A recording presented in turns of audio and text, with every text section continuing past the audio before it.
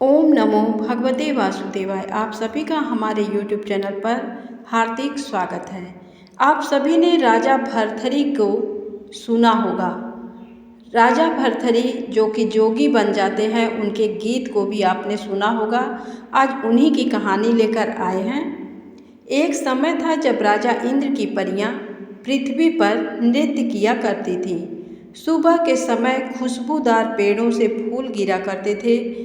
राजा इंद्र अपने बेटे गंधर्वसेन को वचनों में बांधते हुए गधा बनने के लिए कहता है। गंधर्वसेन का जन्म लाखा कुम्हार की गधी से होता है। वह कुछ ही समय में बड़ा हो जाता है और रात के आधे पहर के समय लाखा कुम्हार को आवाज़ लगाता है कि वह अपनी पैपावती नगरी के राजा को जाकर कहे कि वह अपनी लड़की पांदे बाई का विवाह उससे कर दे। लाखा कुम्हार की गधी का रेंगटा हर रात अपनी इसी बात को दोहराते हुए रोज लाखा कुम्हार को जगाता है, लेकिन लाखा कुम्हार की हिम्मत नहीं होती कि वह ये बात जाकर अपने राजा से कहे कि वह अपनी बेटी पांदे बाई का विवाह उसकी गधी के रेंगटे यानी बच्चे से कर दे। ऐसी गलती करने पर निश्चय ही राजा उसे कड़ी से कड़ी सजा देगा और उसकी खाल उतरवा देगा। वह उसे नगर के बाहर भी निकाल देगा। अंततः परेशान होकर लाखा कुम्हार अपनी पत्नी से गांव छोड़कर चलने को कहता है। लाखा अपने घर का सारा सामान गधों पर लाद कर घने जंगल को पार करते हुए निकल जाता है। रास्ते में उसे गांव के लोग मिलते हैं। वे अचंभित हो उससे उसके गांव छोड़कर जाने का कारण पूछते हैं। वे कहते हैं, अरे लाखा, ऐसा क्या दुख पड़ गया? क्या विपदा आ गई? ऐसी क्या बात हो गई जो तू गांव छोड़कर जा रहा है? अगर तू चला गया तो हम अकेले यहाँ रहकर क्या करेंगे? हम तेरे बिना किससे मटकी और मिट्टी के बर्तन लाएंगे? वे उसे वापस गांव लौटने के लिए कहते हैं। पंच पटेलों का निवेदन सुनकर लाखा इस बात पर वापस गांव चलने को राजी होता है कि उन्हें एक रात उसके घर बितानी पड़ेगी, जिसके लिए वे तुरंत तैयार हो जाते हैं। आधी रात का जब पहर होता है तो गधी का रेंगटा लाखा को वही आवाज़ लगाता है कि वह जाकर अपने राजा से कहे कि वह अपनी बेटी का विवाह उससे कर दे। पंच पटेल रेंगटे की मांग को सुनकर स्तब्ध रह जाते हैं। उनकी हिम्मत नहीं होती कि वे यह बात राजा को किसी तरह कह दें, इसलिए वे भी लाखा के साथ गांव छोड़कर जाने का निर्णय करते हैं। सभी गांव छोड़कर चल देते हैं। ये बात राजा पैप सिंह को उसके महल में मालूम हो जाती है, तो वह अपने घोड़े पर बैठकर गांव वालों के समक्ष आता है और उनके जाने का कारण पूछता है। अरे बस्ती के लोगों, ऐसी क्या बात हो गई जो तुम गांव छोड़कर जा रहे हो? तुम्हारे बिना मैं किस पर राज्य करूंगा और कैसे इस नगर का राजा कहलाऊंगा? गांव वाले जवाब देते हैं कि वह इसका कारण लाखा से पूछें। राजा जब लाखा की ओर देखता है तो वह ढल ढल ढल रोने लगता है और कहता है कि कारण जानने के लिए राजा खुद उसके घर एक रात सोकर देखें। गांव वाले भी कहते हैं कि अगर राजा एक रात बिताने के लिए राजी हो जाए तो वे भी वापस गांव लौट आ जाएंगे। राजा उनकी बात मान लेता है। आधी रात होती है और गधी का रेंगटा लाखा को वही आवाज़ लगाता है कि वह महल में जाकर राजा को कहे कि वह उसकी बेटी पांदे का विवाह उससे कर दे। राजा पैप सिंह ये बात सुन लेता है। ये सुनकर वह अचंभित रह जाता है कि गधी के रेंगटे का विवाह वह अपनी बेटी पांदे से कैसे कर सकता है। इस संकट से बचने के लिए वह एक शर्त रखता है कि अगर गधी का रेंगटा उसकी नगरी का परकोटा एक रात में पीतल तांबे का खिंचवा दे तो वह उसका विवाह अपनी बेटी से कर देगा। ये कहकर राजा अपने महल को लौट जाता है। पीछे से लाखा का दिल घबराने लग जाता है। शर्त सुनकर रेंगटे के भी कान खड़े हो जाते हैं। वह लाखा से कहता है कि वह उसकी पीठ पर दोनों तरफ थैले लटका दे एक में पीली मिट्टी भर दे और दूसरी में काली मिट्टी भर दे। इसके पश्चात वह उसे नगरी का फेरा लगवा दे। विवश हो लाखा उसकी बात मानते हुए नगरी का फेरा लगवा देता है। एक रात में परकोटा तांबे पीतल का हो जाता है। सूरज उगते ही महल में राजा को जैसे ही ये खबर लगती है, उसका दिल घबरा जाता है। वह अपनी रानी से कहता है कि उसे अपने वचन को निभाने के लिए अपनी बेटी की शादी गधी के रेंगटे से करनी पड़ेगी। लेकिन शादी के बाद वह रेंगटे को महल में ही घर जमाई बनाकर रख लेगा। वह अपने नाई को बुलाकर उसके हाथ लाखा कुम्हार के यहाँ लग्न भिजवा देता है। लग्न आते देख लाखा गांव वालों को आवाज़ लगाता है कि वे उसके घर आकर लगन छिला जाएं। यह सब कार्य बड़ी शोभा से हो जाता है। लाखा बारात ले जाने की तैयारी में जुट जाता है। वह बिना किसी बैंड बाजे के बारात को लेकर चल देता है।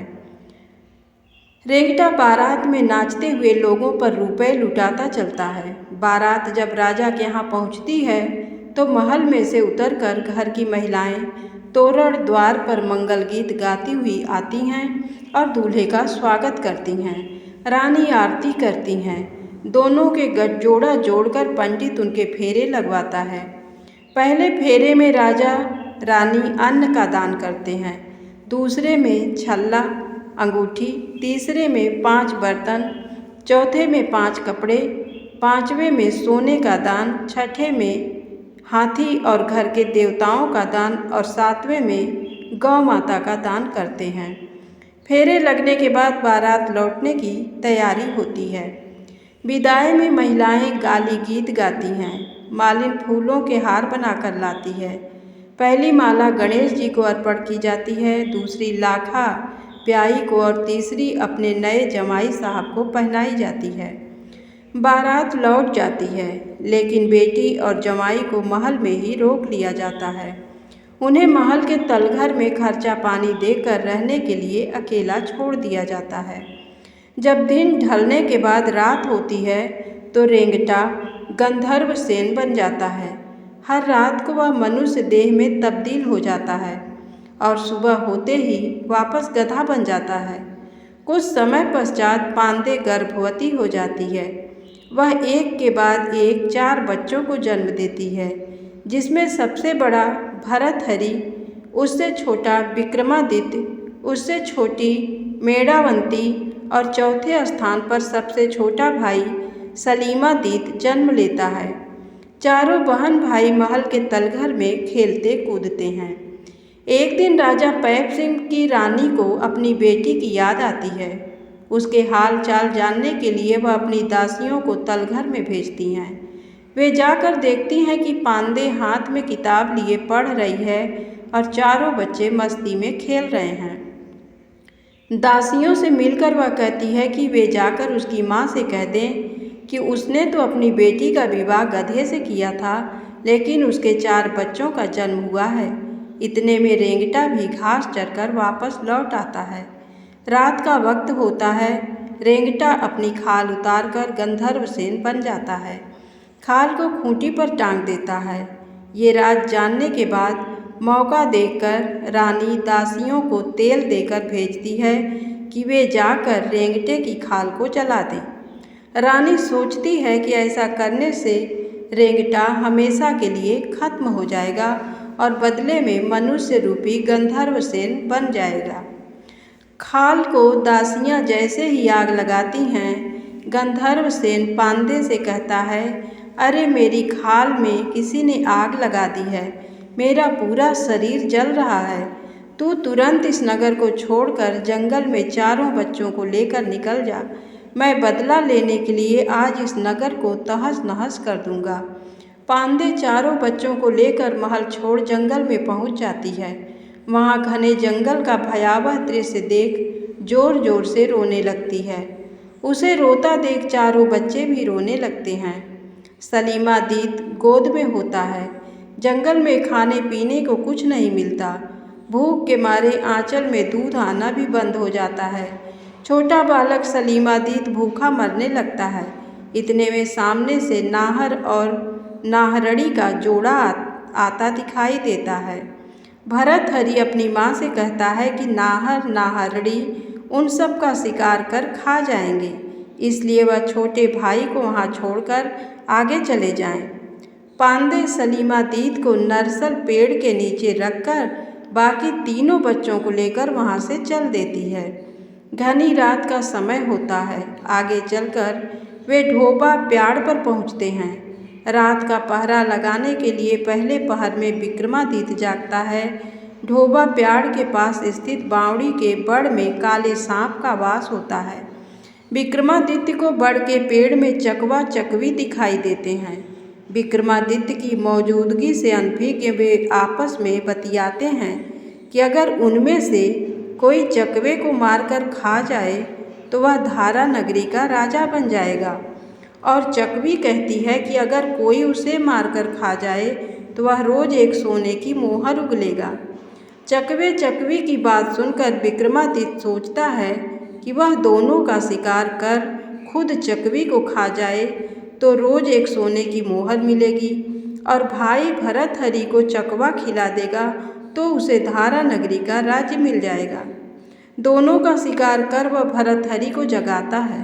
भर्तहरि अपने भाई की बात सुनकर चकवे को खा लेता है और विक्रमादित्य चकवी को खा जाता है। आधी रात का पहर भी पूरा हो जाता है। इसके बाद पहरा देने की बारी भर्तहरि की आती है। अब विक्रमादित्य गहरी नींद सो जाता है। इतने में जिस बड़ के पेड़ में तीर से चकवा चकवी का शिकार किया था, उसमें से काला नाग नीचे उतरता है और विक्रमादित्य को डस लेता है। विक्रमादित्य की वहीं मृत्यु हो जाती है। उसके मुंह पर चींटियां चढ़ने लगती हैं। सूरज उगता है तो पता चलता है कि उसकी मृत्यु हो चुकी है। पांदे अपने दूसरे बेटे को खोने के दुख में रोने लगती है। जिंदा बचे हुए भर्तहरि और उसकी बहन भी जोर जोर से रोने लगते हैं। माँ विलाप करती है कि भगवान ने उसके भाग्य में ये सब दुख क्यों लिखे हैं। अपने भाई की अंत्येष्टि के लिए कफन लाने के लिए भर्तहरि शहर की ओर निकल जाता है। घना जंगल पार करते हुए वह धारा नगरी पहुँचता है, जिसके दरवाजे उसे बंद मिलते हैं। दरवाजे बंद देख भर्तहरि दुखी होता है। उस समय धारा नगरी का कोई राजा नहीं होता, क्योंकि जो भी राजगद्दी पर बैठता है उसे वहाँ का राक्षस व कामाख्या देवी खा जाते थे। भर्तहरि को देख नगरवासी उसे राजा बनने का प्रस्ताव देते हैं। दुखी भर्तहरि जवाब देता है कि वह तो अपने भाई की अंत्येष्टि के लिए कफन लेने आया है, लेकिन आखिर में उसे नगरवासियों का निवेदन स्वीकार करना पड़ता है। धारा नगरी का राजा बनने के पश्चात वह अपने भाई बहन और माँ को भूल जाता है। भर्तहरि को जब राक्षस की बात पता चलती है तो वह उसे रिझाने के लिए नगर के गेट से महल की राजगद्दी तक फूल बिछवा देता है और ऊपर से सुगंधित इत्र का छिड़काव करवा देता है।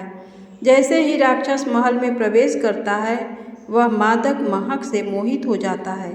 कामाख्या देवी भी भर्तहरि से खुश हो जाती हैं। दोनों खुश होकर भर्तहरि को वरदान देते हैं कि धारा नगरी पर अब वही राज्य करेगा। जंगल में पांदे अपने दोनों बच्चों और विक्रमादित्य की लाश के साथ भाई के लिए कफन लेने गए भर्तहरि का इंतजार करती बैठी रहती है। पांदे के दुख को देख शंकर भोलेनाथ प्रकट होते हैं और अपना नाद बजाते हैं। काला नाग पेड़ से उतरकर विक्रमादित्य के शरीर का सारा जहर चूस लेता है। शंकर जी द्वारा अमृत जल के छींटे देते ही वह उठ खड़ा होता है। विक्रमादित्य को जिंदा कर शंकर अपनी धुनी पर वापस चले जाते हैं।